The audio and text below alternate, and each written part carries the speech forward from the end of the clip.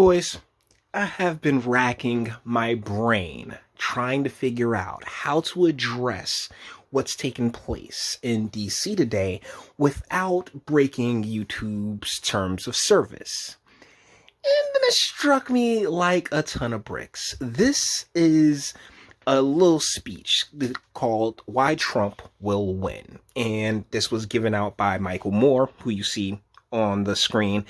A filmmaker who suffered greatly during Trump's reign because things got really wonky. But he made some really solid points in this, and so I figured, why not just go back over this? Because you got a ton of people from the media to the social media platforms, all freaking out, screaming treason and everything else like that, when all it takes is a quick trip down memory lane to remember how we got here. So with that being said, Mr. Moore, let's go.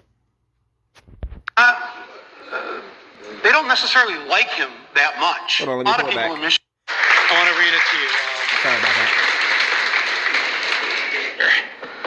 And because I know a lot of people in Michigan that are planning to vote for Trump, and they're not. They don't necessarily like him that much, and they don't necessarily agree with him. They're not racist and rednecks, they're actually pretty decent people. And so I wanted to sort of, after talking to a number of them, I wanted to write this in Donald Trump. Real quick, before he gets started, as somebody who has gone from end to end on this country, I gotta say that, like, the way Barack Obama and BLM and the left and, Biden and Harris and Booker and Menendez and all of these folks try to make America seem like this disgusting cesspool of hatred and racism. It's been one of the biggest insults of my life, because like I said, I have gone from coast to coast, and some of the best people I have ever known throughout life who treated me better than I could ever imagine, better than family, have been people of all different shades. And so it just, I'm sorry, I don't mean to break it up, but then again I do, because of copyright and let's keep going. Came to the Detroit Economic Club and stood there in front of the Ford Motor executives and said, if you close these factories as you're planning to do in Detroit and build them in Mexico, I'm going to put a 35% tariff on those cars when you send them back, and nobody's going to buy them. It was an amazing thing to see. No politician, Republican or Democrat, had ever said anything like that to these executives. And it was music to the ears of people in Michigan and Ohio and Pennsylvania. And this guy here in Jersey, I was in Jersey at the time, and to have someone so boldly willing to stand up and say, put America first, golly, I mean, like music to the regular person's ears, who Barack Obama told them would only be able to, saying like, oh, well, you can't wave a magic wand and bring back manufacturing. And lo and behold, what happened? President Trump has done his best in trying to get manufacturing back here. I mean, Puerto Rico has, I think Puerto Rico is going to be doing a ton of drug manufacturing, which is something that the president worked out, which is especially good, seeing how Puerto Rico had that hurricane, like back in the beginning, like in 2015, 2016, and they got hit super hard. So, to put industry there, to put manufacturing there, was a smart move on his behalf. And hearing him go into these boardrooms, talk to these executives who couldn't give a less of a shit. I mean, they are the establishment. They are a part of the bureaucratic plantation, of which we speak on this channel all the time. Couldn't give less of a shit about you or me, or any of us regular old peasants. It really, like, when you sit here and look at what took place today, that's the type of energy that, people had begun to miss, particularly in the executive branch of our federal government. In Wisconsin, the Brexit states. You live here in Ohio. You know what I'm talking about. Whether Trump means it or not is kind of irrelevant because he's saying the things to people who are hurting. And it's why every beaten down, nameless, forgotten working stiff who used to be part of what was called the middle class loves Trump. He is the human Molotov cocktail that they've been waiting for. The human hand grenade that they can legally throw into the system that stole their lives from them. And on November 8th, Election Day, although they lost their jobs, although they've been foreclosed on by the bank, next came the divorce, and now the wife and kids are gone. The car's been repoed. They haven't had a real vacation in years. And just so we're clear, you hear, like, it's about particularly the masculinity. Yeah, the divorce, the car's been repoed, the wife is gone. The thing, like, our brothers, as men, we've been castrated in a lot of ways in this nation. And as the elected and the elites have moved manufacturing any and everywhere else, China just gobbling it on up, the men of this nation were left to flounder. And so when, you know, like, we have these charities, right? Or the nonprofits, all of these different HR departments, all of these different types of work that are geared towards the feminine and geared towards women. And like, go ahead, girl, empowerment, first black female, this, that, the third, or the other. And you can see with the Stacey Abrams shit, you know what I'm saying? Particularly out in Georgia. Like, how they've used that. They've used blackness. They've used feminists. They've used intersectionality to really just to throw this world asunder for the most part. They're stuck with the shitty Obamacare bronze plan where you can't even get a fucking Percocet. They've essentially lost everything they had except one thing. The one thing that doesn't cost them a cent and is guaranteed to them by the American Constitution, the right to vote. And when it is perceived that that right has been lit on fire, then guess what? You end up with the situation that we've seen today. It really is the simplest math, guys.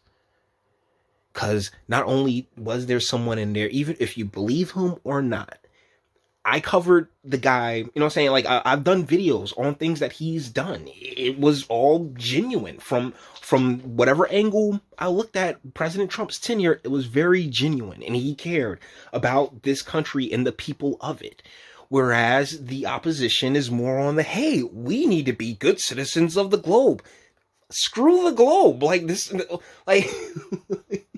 like, you know, no offense to my international listeners, but like, yo, we're not friends, we're not buddies, we're separate countries who are supposed to be competitors, and you know, we can work, you know, in a complementary way, but ultimately we should all be doing what's best for the people of our nation. And with the regime that's scheduled to go clocking in, it's like, nah, screw you, man, screw America. I mean, who are these people? And the thing that burns me the most is how the history of this nation, a history that so many people who are here now don't really have a claim to, gets used as a battering ram to force in, you know, people and agendas, and it's happened at every single level, state level especially. Oh my God, like the state level is just bonkers, and that's here in New Jersey. So I know every other state has its little monarchies and matriarchies in municipalities that are just corrupt and brought and paid for, where the regular citizens are just better off leaving. They might be penniless, they might be homeless, they might be fucked over and fucked up. It doesn't matter, because it's equalized on that day.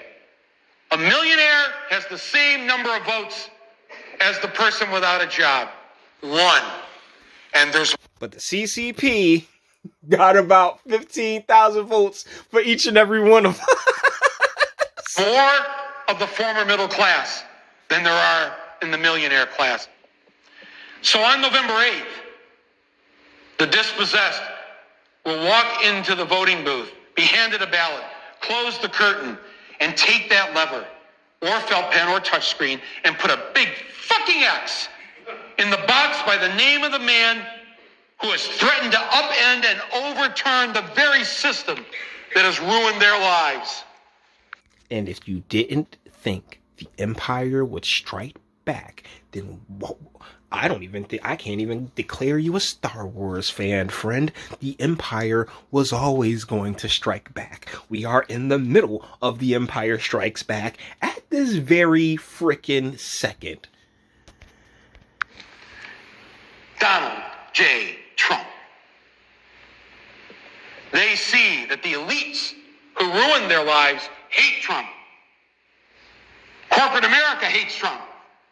Wall Street hates Trump. The career politicians hate Trump. The media hates Trump after they loved him and created him. And now... Right? I mean, you can say, oh, no one man should have all that power you want, but that man spent the past 50 years accruing it by being the personality that we all know from either cameos or just name being attached to, opulence. Hate him. Thank you, media. The enemy of my enemy is who I'm voting for on November 8th. Yes, on November 8th, you, Joe Blow, Steve Blow, Bob Blow, Billy Bob Blow, all the blows get to go and blow up the whole goddamn system because it's your right. Trump's election is going to be the biggest fuck you ever recorded in human history. And Biden's election is going to be we fuck back. The biggest, you want to fuck? I bet. Shit. Fellas, most of us have been there where you sitting there, you just like beat it in, and then she just kind of hulk up on you, like, oh, word, and like start getting it too. So that's exactly what's happened. Like, yo, it's the biggest fuck you, and it was like, I bet, fuck me harder, and they just started throwing it the fuck back, bro. And it will feel good. Can I read this? Yeah. Okay. So let's wrap this one up here because the back shots that it started. Okay. Yeah. Fuck you. All right. Fuck you too. Because here we are 4 years later. Yeah. They're like, yeah, we're gonna throw that shit back like extra hard, almost like damn near breaking our pelvis. And I like to think that is a fantastic analogy as to end this entire thing on, because this wasn't hard to see. None of it's been hard to see coming. We've been going over this for years now on this channel. Well, not just on this channel, but on this platform. You can check the Jay the Gentleman content. It's the second backup channel, which I'm gonna encourage everybody to go and check out, because that's where I post when I get kicked off of off of this channel. So guys, with that being said, we're gonna bring this one to an end. All the internet stuff, if you liked it, toss it, like, dislike, go ahead, do that too. Nobody's scared of you. Sub if you enjoy my fantastic voice and you want to get videos like this every single day. Share, because sharing is caring, and YouTube and Bitchute Link are the biggest fans of your boy over here for very obvious reasons. Bang the bell for notifications, get something from Teespring. Check me out on Patreon as well, links in the description, and speak. Let me know, what do you guys think in the comments? Oh, by the way, check out more in the description, because I'm going to be throwing the videos that I did earlier today, but had to throw up on Bitchute to avoid getting hit with the TOS. I'm going to be throwing those into the comment section. So by all means, if you want to hear more, go into the comment section, and there's 2 videos that I'll be sitting there waiting for you. All right. Let me know what you guys think in the comments. I mean, like I said, this is the Empire struck back. Trump was the fuck you, and the the establishment was like, bet, we got something for that ass. And that's exactly what we've witnessed take place. But, you know, you may disagree. That's what my comment section's for. Until the next one.